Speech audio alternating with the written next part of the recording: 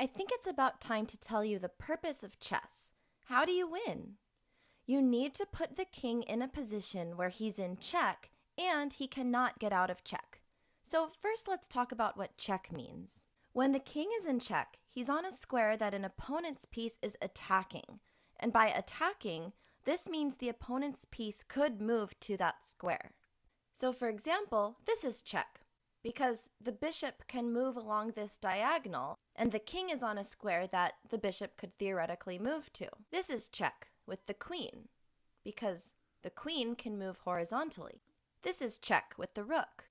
This is check with the knight. And this is check with the pawn, because remember, pawns capture diagonally. You can't put the king in check with the king, and I'll explain why in a little bit.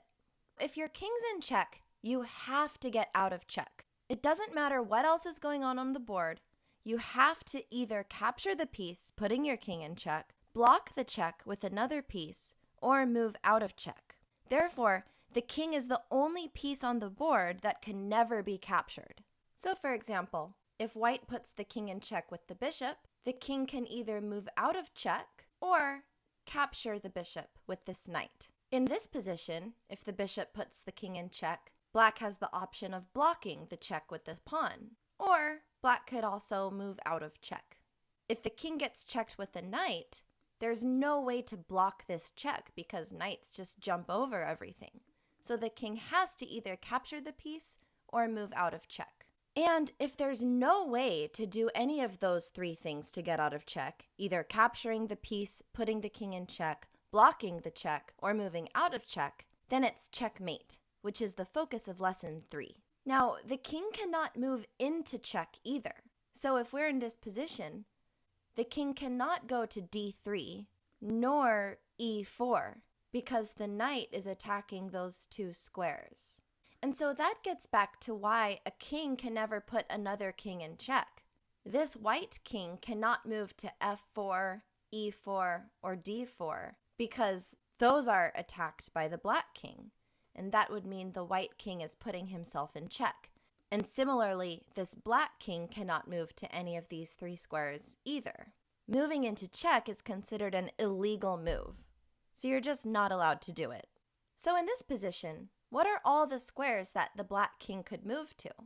If you want, pause the video and write them down. The black king can only move to 3 squares: e2, e3, or c3. The king can't move anywhere on the 1 row because the white rook is attacking that entire row. The black king can't move to d3 because the white knight on e5 is attacking that square. And the king can't go to c2 because of the white bishop. One important note about check is that putting the king in check doesn't mean you're doing well in the game. This is a common misconception amongst beginners. I distinctly remember back in the day when I would be playing in a tournament and a kid I was playing would victoriously shout, "Check!" and I would just take their piece. They would look pretty upset. As with all moves, you have to be strategic because the ultimate goal is not check, but checkmate.